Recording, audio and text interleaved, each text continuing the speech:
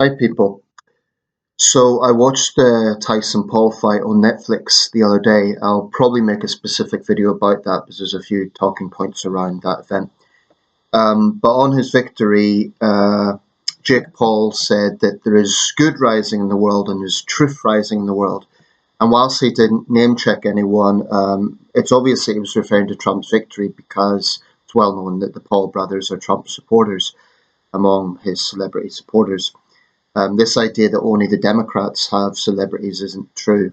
We've heard a lot about influence. Well, you know, the Paul brothers are an example, perhaps, of influence in the manosphere. But anyway, that statement. Otherwise, I thought Paul was gracious, but I'll be making a video about that. But I think it would be a useful opportunity to talk about silver linings and if there's any way to look at this that isn't just despondency, because I won't lie, I was depressed about the result, and I stand by absolutely everything I've said about Donald Trump and Trumpism, and some of his cabinet picks so far confirm my cynicism. I mean, for myself, because I think they're appalling. Again, I'll probably make a video about that. But just for this video, just to think a little bit outside the box, let's consider some areas that may not be so bad.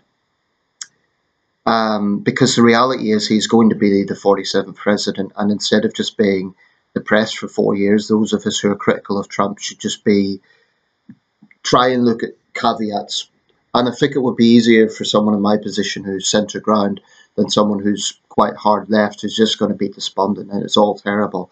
I'm depressed. I stand by everything I've said. I think that America has rewarded a man. I mean, I think with this election, character has just gone out the window. Apparently 9% of people that don't like Donald Trump vote for him. So a lot of Americans basically said that character just doesn't matter, and we're going to trust this man with the economy and immigration. I think that's it, basically. Is there anything good that comes out of this? Well, the obvious one for me is it may force the Democrats to really introspect, and I hope they do.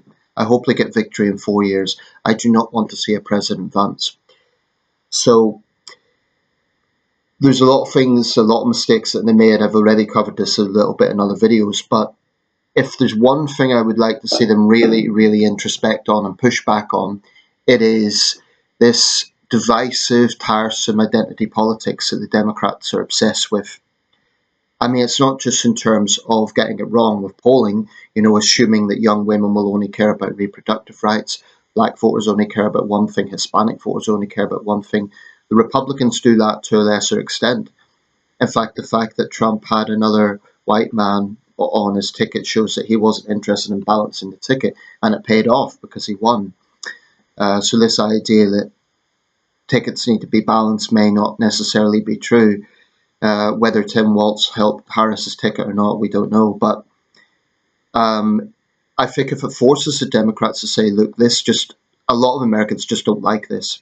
And it isn't just conservative Americans. I think most American moderates would say, look, there are not 52 genders. And the idea of school boards imposing, for example, critical race theory on students, I do agree with those who say DEI programs have went too far. These sort of inclusivity, diversity programs, they may have good intentions, but if you're lecturing an entire demographic, I mean, if you're telling white children, for example, that they're fundamentally institutionally racist, and minority children that they're perpetual victims, that is a very damaging message. And it's the antithesis of what Martin Luther King Jr. was promoting and other civil rights era leaders. I just think it's a very negative thing.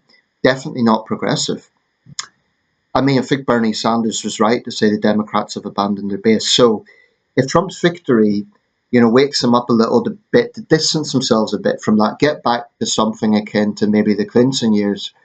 I'm not talking about the sleaze, but I'm talking about the third way approach. That's no bad thing, because if you look at elections, I mean, look at what Bill Clinton had done. He didn't have landslides, but he got comfortable victories based on that third way approach. I think the Democrats have went more to the metropolitan left, and it hasn't worked. It's polarizing people, and it's difficult. They can't just abandon, strong aspects of their base. They can't abandon college-educated white women. They can't abandon woke students. But I do think they have to recognise that their traditional base was blue-collar workers, and they need to really talk about things that people care about. And it is not the lobby group. It's not the lobbying of groups. Talking about, frankly, trans issues and other such things. I'm not saying those issues aren't important, but honestly, it polarizes people.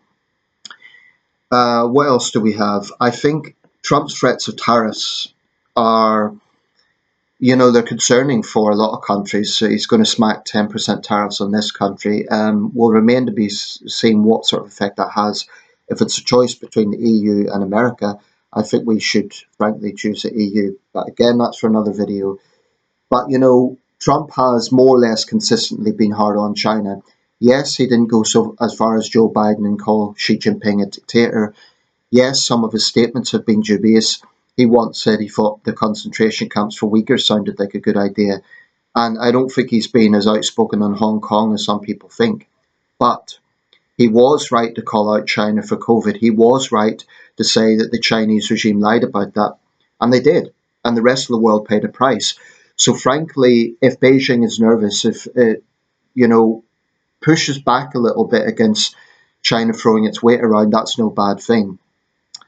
In terms of interventionism, Trump can talk about being isolationist and all, but there may be things beyond his control. Immigration, it is wrong that people come into the country illegally when people go through the legal route, but I do think there should be a clear differentiation between violent criminals and people who are not violent criminals who are just trying to get a better life. And my concern about Trump's plan is there's no differentiation there. But, there is a legitimate concern on the southern border, and if Trump gets some control on that, it's probably not a bad thing. I don't think his plans for mass deportations are realistic or ethical, but there has to be some control. And Harris said this as well. The US is a sovereign country. It has a right to control its borders. I'm limited for time, so I'm going to wrap this up.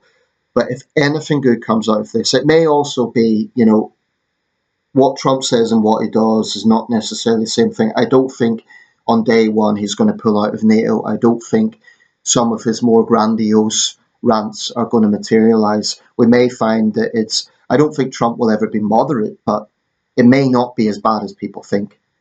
And the good thing is in 4 years he can't run again. That's it. That really is it. So forcing the Democrats to introspect in the woke ideology, tougher on China. Not that I think the Biden administration was soft on China. I don't. But, Trump is right to put tough rhetoric on that and hopefully match with actions. And perhaps, if he does something for the economy that is good for ordinary Americans, if people find that life gets a bit easier, that's a good thing. But I think he'll be appalling on issues like gun violence. His track record is useless. There'll be other videos to make around this subject, but for now, that's the little caveats that I have.